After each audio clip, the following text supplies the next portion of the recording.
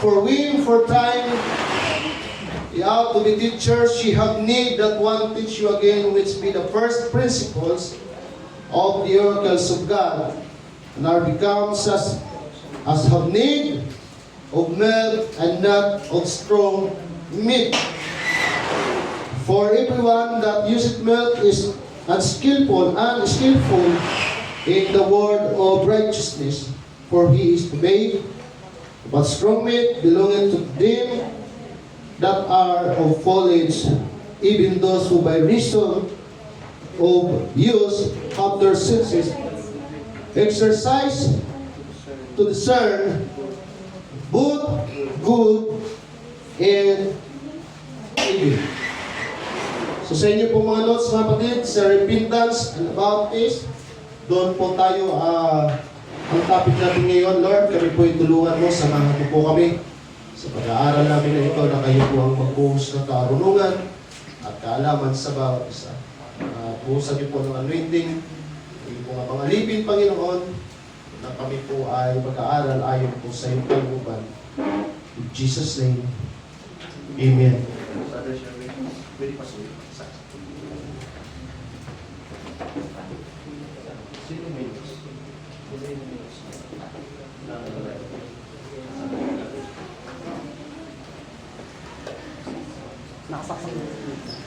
Marami pang walang mga notes.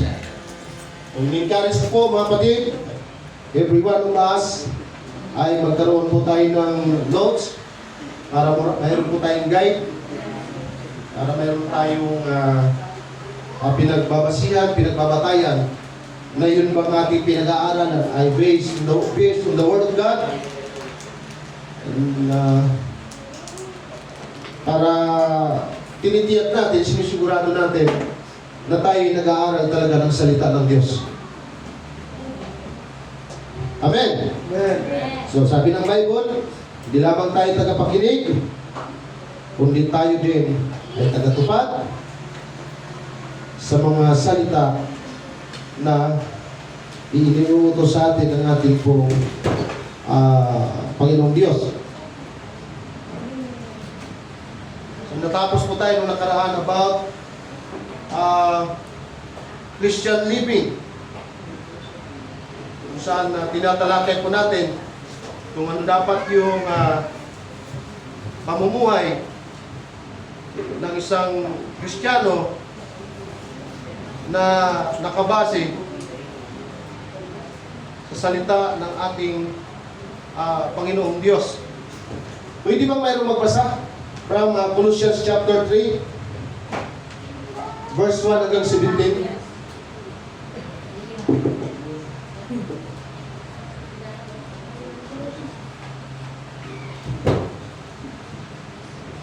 Mayroon ba kayong mga Bible, mga kapatid? Amen. Colossians chapter 3 verse 1 hanggang 17. And then, kung sa walang mga Bible, kung mayroon po kayong mga Bible apps, ay take note for the points that we have discussed this morning. Colossians chapter 3 verse 1 to 17. Verse 1, if ye then be risen with Christ, seek those things which are above, where Christ sitteth on the right hand of God. Set your affection on things above, not on things on the earth. For ye are dead, and your life is hid with Christ in God. When Christ, who is our life, shall appear, then shall we also appear with him in glory. Mortify therefore your members which are upon the earth, fornication, uncleanness, inordinate affection, evil concupiscence, and covetousness, which is idolatry. Verse 6, for which things sake wrath of God cometh on the children of disobedience, in the which ye also walked sometime, when ye lived in them. But now you also put off all this, anger, wrath, malice, blasphemy, filthy communication out of your mouth. Lie not one to another, seeing that ye have put off the old man with his deeds, and have put on the new man, which is renewed in knowledge, after the image of him that created you. Where there is neither Greek nor Jew, circumcision nor uncircumcision, barbarian circumcision, bond nor free, but Christ is all and in all. Put on therefore as the elect of God, holy and beloved, bowels of mercies, kindness, humbleness of mind, meekness, long-suffering, forbearing one another and forgiving one another, if any man have a quarrel against any, even as Christ forgave you, so also do ye. Verse 14, and above all these things put on charity, which is the bond of perfectness. Verse 15, and let the peace of God rule in your hearts, to the which also ye are called in one body, and be ye thankful. Let the word of Christ dwell in you richly in all wisdom, teaching and admonishing one another in psalms and hymns and spiritual songs, singing with grace in your hearts to the Lord. Last verse. And whatsoever ye do in word or deed, do all in the name of the Lord Jesus, giving thanks to God and the Father by Him. Amen. Palagpakan natin ang Panginoon, mga kapatid. Thank you, Father God. So dyan, sa Colossians chapter 3, encourage ko po ang bawat isa sa atin. Hindi man natin siya ma-memorize. Pwede natin siyang pagbulay-bulayan and then basahin everyday. Kasi po, tinuturo na dyan yung mga bagay ng pamumuhay ng isang Kristiyano. Ano yung mga bagay na gawin at ano po yung mga bagay na hindi po dapat natin gawin. Tama? Kasi po, pag tao po kasi ang magbawal sa atin, pumapasok sa ating kaisipan, bakit? Perfecto ka ba? Perfecto ba tayo? So pag dito tayo sa Bible magbabase, sa salita po tayo ng Diyos magbabase, mga kapatid, ay talagang Diyos na ang kausap natin. Diyos na po ang nag-uutos sa atin. At kapag ang Diyos ang nagtuturo sa atin, 100% na hindi tayo ililigaw ng Panginoon. Amen? Amen. Kasi po hindi tayo kayang baguhin ng sinumang tao. Ang kayang magbago sa atin ang Espiritu ng Diyos. So nandiyan na po sa binasa natin sa Colossians chapter 3, itinuro na po. Although hindi na naman sa Colossians eh. Every chapter, every word of God, ay mas maganda na may apply po natin sapagkat yun po ang nakakatulong natin. At huwag tayong manghimagod sa pagsunod sa Diyos. Amen. Huwag tayong mapagod sa pagsunod sa Diyos dahil ang sinasabi diyan, anuman ang ating ginagawa sa salita man o gawa, gawin natin sa pangalan ng Panginoong Hesus. Sasamba ako sa pangalan ng Panginoong Hesus. Magpupuri ako sa pangalan ng Panginoong Hesus. Magbibigay ako, magtatapan ako, mamumuhay ako ng may kabanalan sa pangalan ng Diyos na aking pinaglilingkuran. Dahil bakit natin gagawin yan? Para maluwalhati ang Diyos sa lahat po ng ating ginagawa, mga kapatid. Amen! Palagpakan natin siya. Ibig sabihin, when we have Christ, when we have the Holy Spirit of God, iba na ang laman ng ating puso, iba na ang laman ng ating pag-iisip. Kaya ang sabi ni Apostol Pablo, nung natutunan niya yung mga prinsipyong ito at ini-apply niya sa kanyang buhay, mga kapatid, walang araw na hindi nananalangin si Apostol Pablo, walang araw na wala siyang ginagawang paglilingkod sa ating pong Panginoong Diyos. Kaya po napakarami niyang bansa na narating. Hindi ba siya napagod? Hindi ba siya nagutom? Hindi ba siya nauhaw? Hindi ba siya nagkasakit? Halos lahat dinanas na niya. Binubugbog siya, kinukulong siya, pero nag-i-enjoy siya sa paglilingkod. Bakit? Wala na ang kanyang dating pagkatao na dapat ganun din tayo. Hindi na tayo namumuhay sa nating pagkatao. Ang lagi nating iniisip at ginagawa, gagawin ko to sa pangalan ng Diyos na ating pinaglilingkuran. Praise the Lord. Dahil hindi na po tayo nabubuhay sa nating pagkatao, mga kapatid. Nabubuhay na tayo ng makalangit na pamumuhay. Tama? Amen. Yes. Marami pong mga tao ngayon namumuhay sila pagsak sa kulungan. Dahil hindi sila namumuhay sa makalangit. Although hindi naman lahat. Hallelujah. Sabihin mo sa iyong katabi, makalangit ka na. Yes, God. Kaya ang makikita sa atin, makalangit na mukha, makalangit na attitude, makalangit na pag-iisip. Amen! Amen. Hindi na tayo natin bugnutin yung mga old nature natin, pinapaklas ng salita ng Diyos. Amen. Kaya napakaganda na every Sunday nagpakapuspos tayo. Itong nakaraan, napakaganda po yung gawain ng mga kananayan. And then kahapon yung mga gawain ng mga leaders.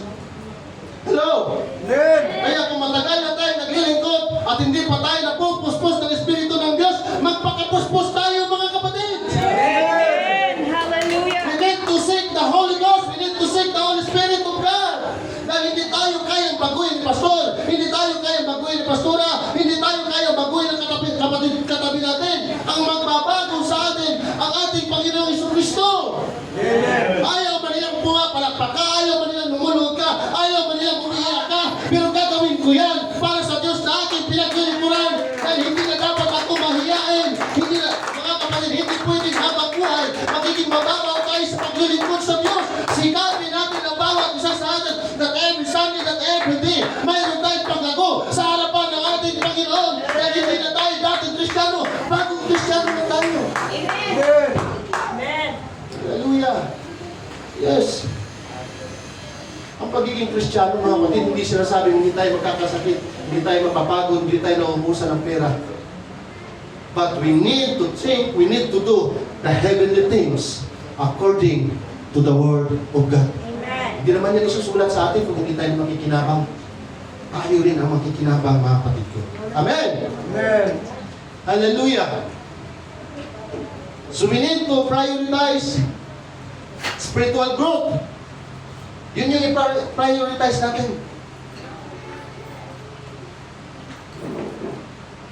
Paano tayo lumago sa spiritual? Kailangan mabuhay tayo mayroong pananampalataya. We need to demonstrate love, compassion, kindness. So, kailangan aralin natin ano ba yung karakter ni Jesus Christ. Yes. Alam ba natin yung karakter ng ating Panginoon Jesucristo, mga kapatid? Mayroon ba tayong may pipinta sa Kanya? Wala tayong may pipinta sa Kanya. O hindi pa tayo matisod sa Kanya? Hindi nakakatisod ang ating Panginoon. Kaya sinasabi ng Bible, we need to put the character of Jesus Christ in us. Kailangan mag-reflect sa atin kung ano ang Panginoong Jesucristo. Bakit natin gagawin yan, Pastor? Kasi tumalikod na tayo. Repentance is about faith. Nagsisi na tayo. Pinatawad na tayo ng ating Panginoong Hesus. Hindi na tayo namumuhay sa makasalanang pamumuhay. Hindi na tayo namumuhay sa paluging pamumuhay. Katulad ng prodigal son. Amen. Amen. Namumuhay na tayo ng makalangit. Inaantay na lang natin ang pagbabalik ng ating Panginoon para kunin tayo. Kasi pag hindi na tayo nakasama, dadanasin natin yung Great Tribulation. Great Persecution. Lalo na pagdating ng tataka ng 666. Klarado naman ang sinasabi ng Bible na sa pagbabalik ng Panginoon sa Book of Thessalonians, pag hindi tayo nakakasama, matinding kapagyatian ang mga taong maiiwan. Amen. Na halos nawala ng matira. Kaya ngayon pa lamang mga kapatid, huwag po natin sayangin ang pagkakataon. That every Sunday, every day, is a miracle of God unto us. Mahal pa tayo ng Panginoon at binibigyan niya tayo ng biyaya, ng habag. Kaya tayo nabubuhay. Amen! Amen. Oh, to God be the glory. Mayroon pa po bang hindi mga nabaptize dito, mga kapatid? Dahil kinausap ko po talaga si Pastora Jim. Dahil hindi naman po kasi pwede, for all life na lang, visitors tayo. Kailangan alam natin yung purpose, bakit tayo nagsisimba. Kailangan alam natin yung utos ng Panginoon.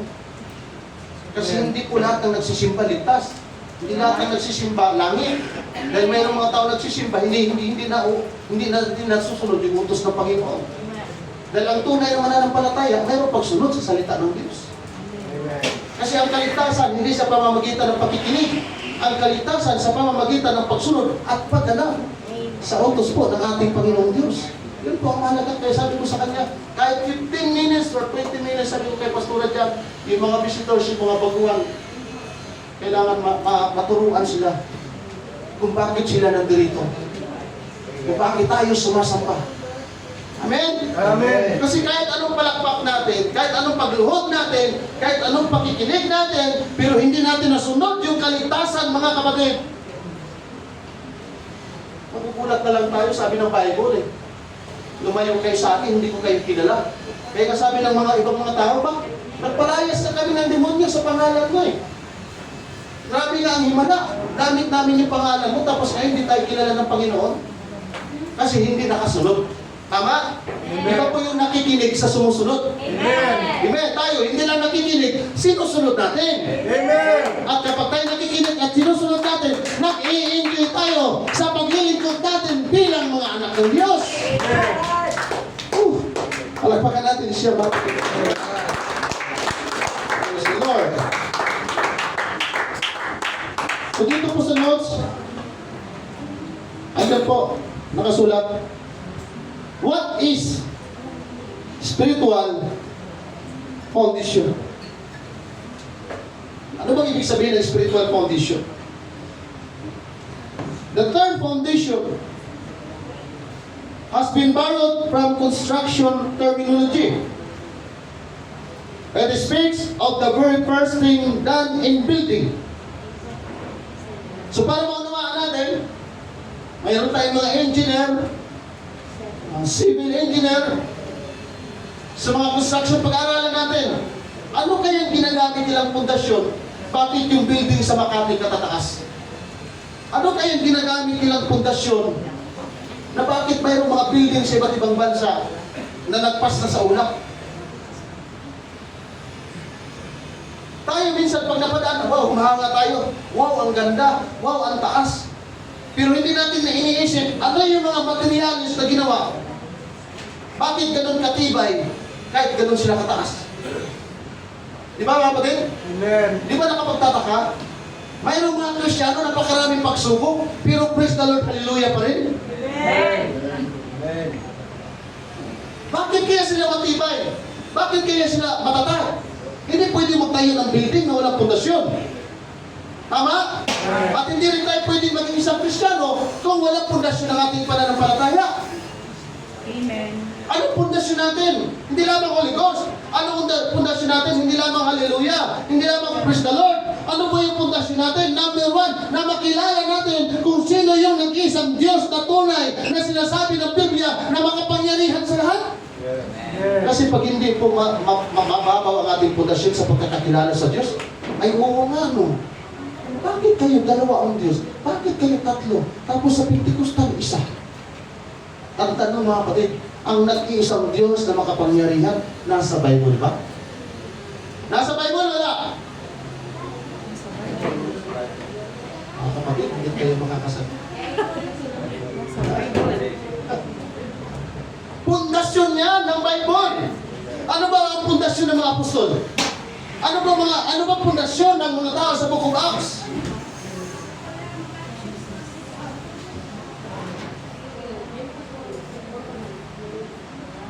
Pag hindi natin kilala ang Diyos, mga kapatid, hindi pwedeng matibay ang ating pundasyon. Amen?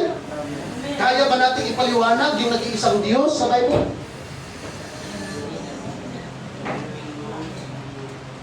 Kaya ba natin ipaliwanag yung Deuteronomy chapter 6 verse 4?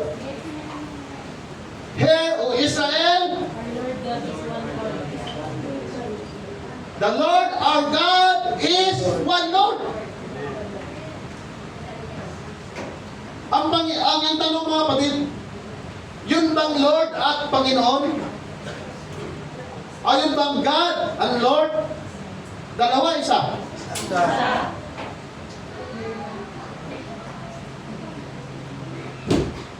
Kaya pag sinasabing ang Diyos na ating sinasamba ay isa, dapat nagpupurit tayo at pumapalakpak tayo dahil mananampalataya tayo na ang Diyos na ating sinasamba ay isa.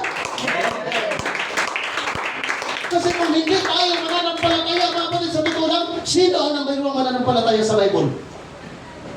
Matibay ang kanyang pundasyon. Sino ang nag-iisang mananampalataya sa Bible na napakatibay ng kanyang mananampalataya?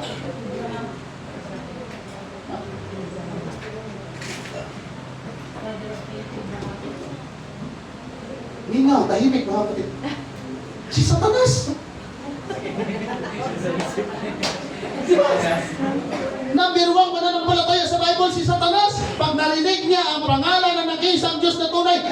nanginginig siya, natatakot siya, dahil alam niya galing siya sa langit. Sino yung Diyos doon?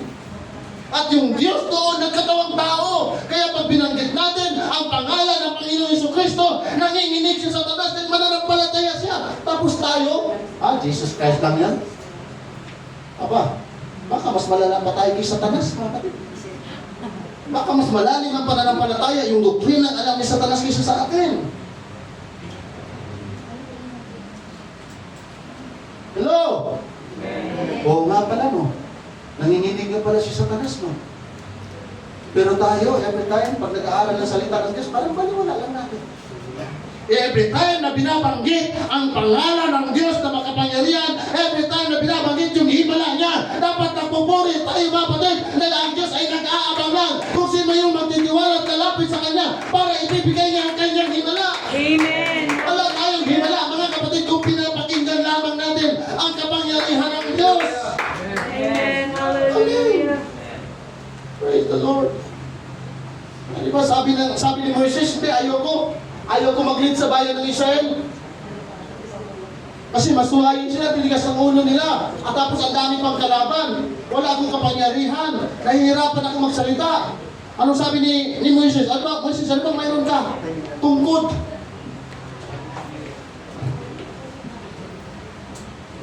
Hello? Wala pong kwenta ito, mga kapatid, pag hindi ka gamitin. Pag pinatong lang yan, walang kwenta yan. Ang Bible, pag binibitbit natin, walang kwenta yan. Kung hindi natin alam at nauunawaan anong mayroon at anong naman sa Bible.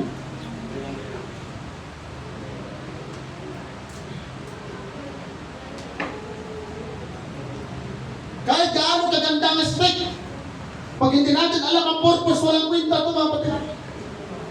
Walang paginabang. Kahit gaano kaganda ang ating Bible, yung cover ng ating Bible, pero kung hindi natin alam ang pakinabang dyan, useless yan. Amen. Gaganda ito pag ginagamit. Para saan? Sa drum. Pag sa upuan natin ito, hihampas. Maganda ba? Kailangan alam natin saan ito ginagamit. Ang Bible ba saan ginagamit? Para kanino ang Bible? Kaya sabi ng Panginoon kay Mrs. Meron ka tungkod. Anong use? Lord, anong gagawin ko sa tungkod? Hawakan mo, nung hinawakan. Itaas mo, nung tinaas, anong nangyari? Kumilos ang Diyos. Amen. Saan kumilos? Sa pagsunod. Dahil kung hindi nakinig si Moises, makikita pa niya ang kapangyarihan ng Diyos? Hindi. Oh, di ba takot siya, gulat siya eh. Nung hinawakan niya yung tungkod, naging ahas.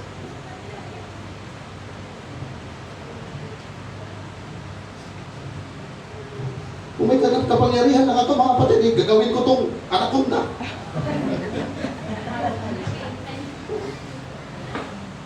Pero hindi na natin ito kailangan mag-anaconda pa dito, mag-anaconda dito. When we believe the Word of God, totoo ang sinasabi ng Diyos. Amen. Hallelujah. Wala tayong tungkod, pero may langit tayo, may kamay tayo, Lord. Kailangan ko ng himala. Tawagin natin ang Panginoon at paniwalaan natin yung kapangyarihan at yung sinasabi niya. Hallelujah. Dahil kahit gaano karami ang Diyos natin, pag hindi totoo ang kapangyarihan yan, ako mga kapatid, yun lang po tayo.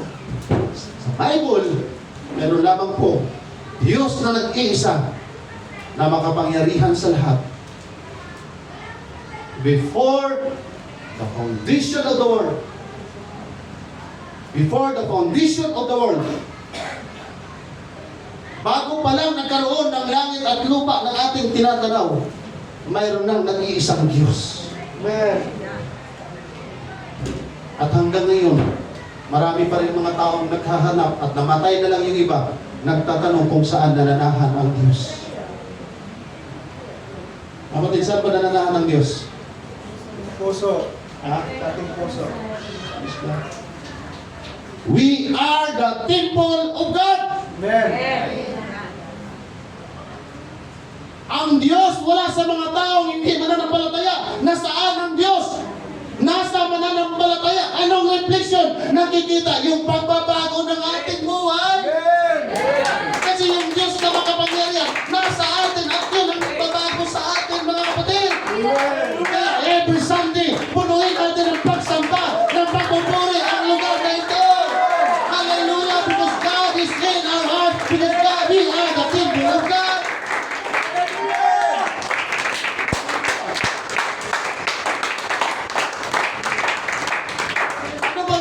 malaking building. Mga malalaking bakal.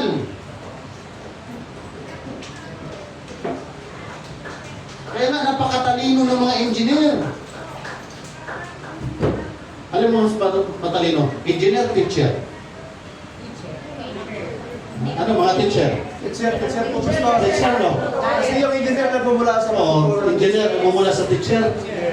Ang doktor nagmumula sa teacher. Ang abogado nagmumula sa teacher. Amen. Ang presidente nagmumula sa teacher. Amen. Bigatin pa ng mga teacher. Amen. Kaya kung mayroon palang dapat na birong matibay, mga teacher. Amen. Kung mayroon palang mga matitibay, yung mga tumatayo sa likod ng pulpito, Amen. yung ginagamit ng ating Panginoon Diyos. Amen. Ano ang magpapatibay sa atin? The Holy Spirit of God! Amen. Kaya grabe, merong ibang nagsasalita ng iba't ibang wika. Napakapalad nila na bumababa ang Espiritu ng Diyos na nanahan sa ating mga puso at mga kapatid. Kaya grabe yung mga tatay kahapon. Bless na bless ko ako sa mga tatay kahapon sa Tay. Tagaytay. Grabe sila. Lumalabas yung mga pagiging baby boomers. Ang saya namin doon, mga kapatid. Amen. Para kami 7 taong gulang na naglalaro.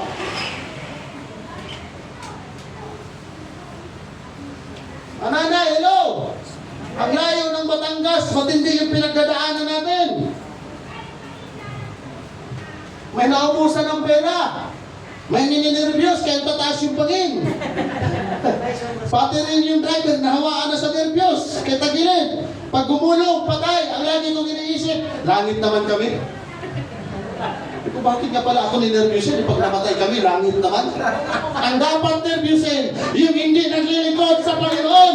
Ang dapat nervyusin, yung hindi nagtatapat. Ang dapat nervyusin, yung hindi namumuhay na may kapanalan. Pero ikaw at ako ay pinatibay ang ating posasyon, yung ating paniniwala na kapag tayo'y mamatay, langit ang ating punta, mga kapatid. Dahil kilala natin ang Diyos at hindi lang natin siya kilala. Nananahan po siya sa atin. Amen. Oh, God be the glory. Salamat sa atin pong Panginoong Diyos. Ang magpapatibay sa atin, number 1, dapat makilala natin kung sino yung Diyos na ating sinasamba. Pangalawa, ano ba yung pinag-uutos ng ating Panginoon? Pangatlo, ano ba yung mga bagay na ayaw makita sa atin ng ating pong Panginoon? Ang pagiging Kristiyano, hindi lamang po isa araw ng linggo. Ang pagiging Kristiyano, araw, hanggat huminga, hanggat kahit may sakit karamdaman, may mga mayuma, barado ang puso, may mga sakit tayo sa iba't ibang katawan. Pero we need to worship the Lord dahil Kristiyano tayo, matibay na ang ating pananampalataya, matibay na ang ating pundasyon sa tulong ng ating Panginoong Jesucristo. Amen! Amen. Praise God. Kaya sabi ng mga alagad, nung ginapos na ang Panginoon, nung pinagpapalo na, nung pinako na sa cross, scattered sila. Nagpago na sila. Wala nang nagpakita. Hanggang sa mamatay, wala na. Nung kasama nila ang Panginoong Hesus, ang tapang nila. Pero nung pinako, nung binugbog, nung namatay, nagkandawala sila. Ano bang nangyari? Yung lumakad sa ibabaw ng tubig, yung nagparami ng tinapay at ng isda, namatay pala. Nag-enjoy ang mga Romano. Tuwang-tuwa sila. Noon, dahil namatay ang ating Panginoong Jesucristo. Pero nung malaman ang mga alagad na muling nabuhay, nung nalaman ng mga alagad na muling bumangon mula sa pagkakalibing, muli silang nagtipon sa pangalan ng ating Panginoong Jesucristo. Nangaral sila, pinugbog sila, pinako yung iba, pinalatan ang buhay yung iba. Pero okay lang, masaya sila. Bakit? Matibay ang kanilang paniniwala na muling nabuhay ang ating Panginoong Jesucristo. Darating ang araw, muli din silang mabuhay.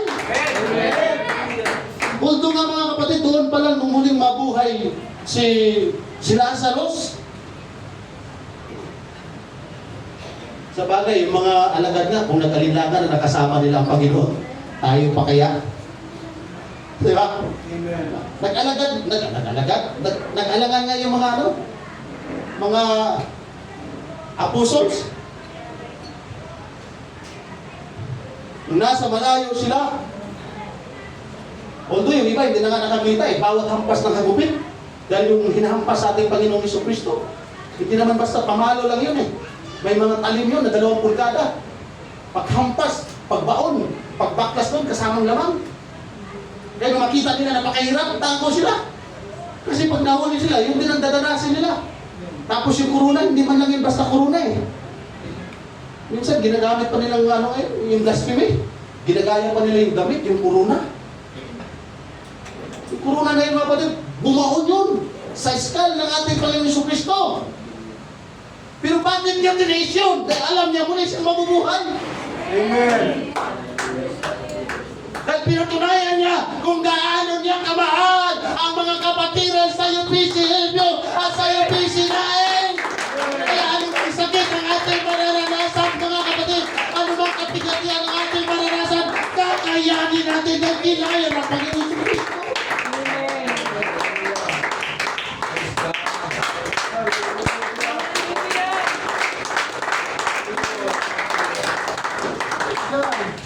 Pero sa katabi, kaya natin magtiis. Amen. Magtiis tayo, mga kapatid. Dahil lahat ng ating pagtitiis at paghihirap, papalitan na ng Panginoon. Amen. Kaya sabi ng Book of Revelation, hindi na natin maaalala ang mga malulungkot na bagay. Amen. Eternal life. For life na tayong masaya, nakasama sa presensya ng ating pong Panginoong Jesucristo. Kaya mga kapatid,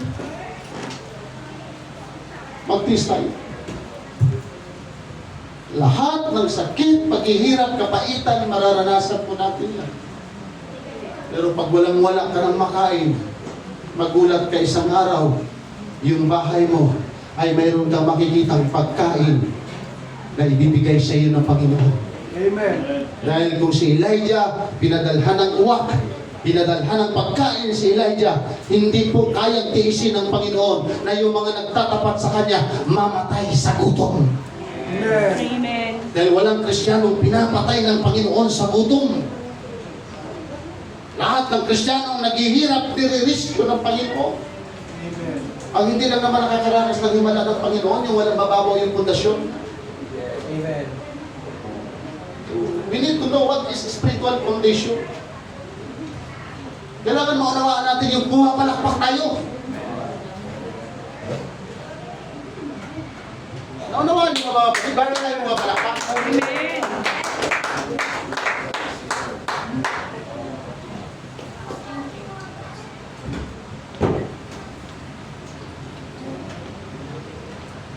Kasi kung makarinig tayo na nagparada ang Panginoong Jesucristo, tapos dadaan dyan, ano kayong gagawin natin? Hala? Si Jesus ba yan? Talaga si Jesus. Diba? Kung marinig natin na nagparada dyan ang ating Panginoong Jesucristo, mag-uunahan tayo dyan, mag-uumiyaw tayo dyan, pagpapalakpak tayo dyan. Pero huwag na nating asahan na magparada siya, dahil nandito siya sa ating puso. Babalik ang ating Panginoon, hindi magparada. Babalik siya para ikaw at ako, kukunin niya. Sino magkukuha niya? Yung matibay yung ating pundasyon. Hallelujah! We prepare a solid support for the super structure. Ano kaibahan ng superstructure sa structure? Ibig sabihin, matinding pundasyon. Doble po, Pastor. Doble, triple, thank you, Brother Chris.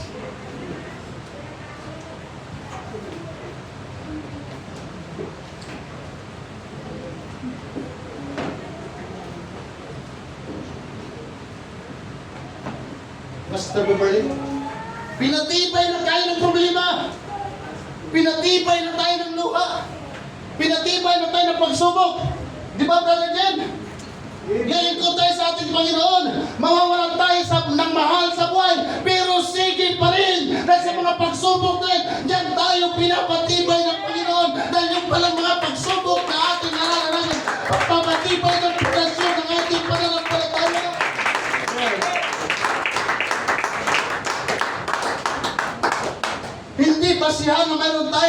napakinggan at tayo, Brother Tom, na kumikilos sa atin ng Panginoon, di ba?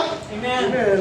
Sabi ng lecture, na aking napakinggan at natandaan ko, yun palang ating mga bahay, yun palang ating mga sasakyan, yun palang mga bagay na mayroon tayo, mga laruan lang pala, Amen.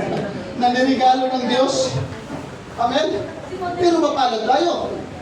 Na niriguluhan tayo ng Panginoon ng ganyang klaseng laruan. Amen. Nag-isip ako, Brother Bilky. Sino dito ang hindi dumaan sa pagkabata? Lahat tayo dumaan. Amen. At palagay ko lahat tayo dito nakaranas sa maglaro. Amen. Ay, oo. Subject yan. Oo, nakaranas tayo maglaro. Di ba may mga panahon na pag nakakita tayo ng laruan, pag wala tayong pambili, iniiyak natin sa magulang? Amen. Nak, huwag yan, pangit yan. Ano pangit? Hinak tayo! Oo! Nakakita na kayo mga patid ng bata na pag may nagustuhan, hindi yan siya maghingi pag wala nakarinig. Kasi pag nakarinig siya, para papaluin siya, kukulitin siya. Pag alam niya na yung magulang niya nandiyan sa maraming tao, doon siya babalaho ng iyak. Number 1 ako dyan. O siyempre, mahiya ka mang mamalo, mangurot, sa harap ng maraming tao. Pero pag hindi na natin gusto yung laruan, di ba tinatapon na natin? Amen. Minsan sinisira na natin. So yung bahay natin, yung sasakyan natin, laruan lang yan ang niregalo sa atin ng Panginoon. Amen. Ibig sabihin, pag sinasabing laruan, ang buhay niyan hindi katulad sa buhay natin. That's right.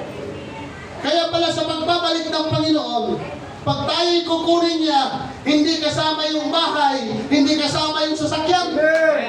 Bakit? Dahil walang kapuluhan yan sa harapan ng Diyos. Tayo ang mayroong kapuluhan sa harapan ng Diyos. Walang kwenta may maganda tayong building. Walang kwenta kung mayroon tayong magandang sasakyan. Pero yung ating kaluluwa, walang kwenta sa harapan ng Diyos. Di ba yung wala tayo ng material things? Pero yung ating kaluluwa ay inahanap-hanap ng Diyos. Hallelujah! Kaya kahit wala tayong sasakyan, kahit wala tayong bahay, kahit sad-sad tayo sa problema, maglingkod pa rin tayo sa ating Panginoon, mga kapatid.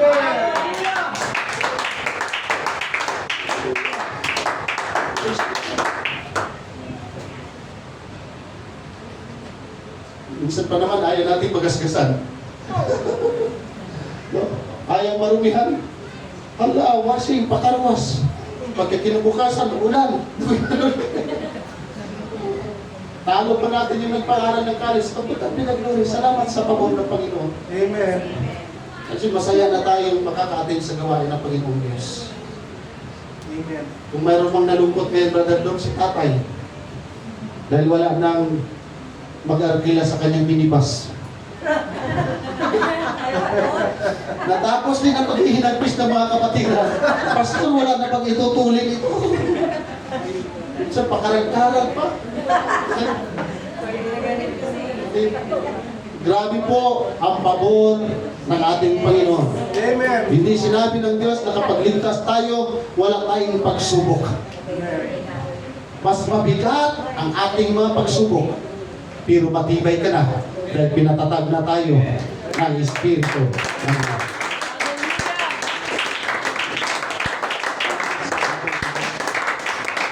Grabe mga kapatid. Nakarating na kami sa gawain, grabe pa yung mga pagkain bumabaha. Amen. Dati, makakakain na ako ng masarap Brother Jess pag pista. Pero ngayon, grabe. Pag marinig lang natin ang salita ng Diyos, nabubuhay ang ating kaluluwa. Yung mga likid ng ating lab. Tuwang-tuwa ang ating puso. Yung pagti ng ating katawan, tuwang-tuwa. Pag nakapakinig tayo ng salita ng ating Panginoon. Praise God. Hallelujah. So, patuloy tayong magpakatatag. Patuloy po tayong magpakatibay, mga kapatid. Since the foundation bears the weight of the entire building, much important is attached to the way it is laid. An improper foundation could easily cause a building to sag, shake, or even fall. The taller the building, the deeper the foundation must be. Meron akong bahay na nakita, mga kapatid, na tagilid pagkagawa. Pero wala tayong nakitang building na tagilid. No? Amen. Nakita na kayong building na tagilid? Yung ano? Tower Yung- Peace Tower. Tower Peace sa ibang bansa. Sa ibang bansa? Eiffel. Eiffel Tower. Tower of Peace, ano? Oo, ano siya? Tagal na. Naisip yun, mga kapatid. Nakatagilid na, hindi bumabagsak. Ang tibay. Pero mas maganda, yung hindi nakatagilid. Kaya pala yung mga building na sobrang katataas, naka-straight, dahil nasa align. Tama? Amen. Pero yung building na nakatagilid, hindi magiging matatatag yung struggle kung hindi matibay. Amen. Alam niyo ba, mga kapatid? Sa buhay ng isang Kristiyano, mararanasan natin minsan isang araw tagilid. Nakaranas kayo doon? Mukhang tagilid yata yung pananampalataya ko. Mukhang alanganin na yata yung pananampalataya ko. Di ba? Pero mas maganda, mga kapatid, ang makita sa atin ng Diyos, yung hindi tagilid yung ating pananampalataya. Amen. Ang kagandaan kung tumagilid ka, hindi ka tuluyang nabagsak. Bakit? Naaalala mo na mayroon palang Diyos na kahit tagilid ka na, pwede ka palang ibabangon at itatayo ng ating Panginoon. Woo! Yun ang kasarapan na, kapatid, na dumadating man ang panahon na kapag tumagilid ang ating pananampalataya, hindi natin kayang idiretso yan. Pero mayroong Diyos ang tutulong sa atin. Amen. Woo! Salamat sa atin po, Panginoong Diyos. Hallelujah! Hindi mo siya katabi, tagilid na ba pananampalataya natin? Kanino ba? Okay. Thank you so much, Sister Lily. Bago mag 2027, di man ako propeta. Baka may foreigner ka na. So mga kapatid, anong punto? Ano ang natutunan natin sa salita ng Diyos? Diba? May mga panahon na ayaw na natin sumamba at magpunta. Pero magulat ka na lang, nandito ka. Amen. Dahil mayroong Diyos na nagpapaalala. Amen. Mayroong Diyos na nag-remind na lahat ng ating pinagdadaanan, mahihirapan talaga tayo kung wala siya. Amen. Amen? Hindi man ako nag-i-expect, mga kapatid, na tayong lahat ngayon ay marami. Dahil nag-devotion kami kanina, wala pa yata kaming 10. Pero nagulat na lang ako, pag dilat ng mata ko, nandiyan na kayo. Hindi dahil sa akin, dahil sa Diyos yan, na ating sinasabi. Dahil mahal natin ang Panginoon at alam natin kung bakit tayo nagsalita. Because of the power of God. Tayo pong lahat ay tumayo. Hallelujah.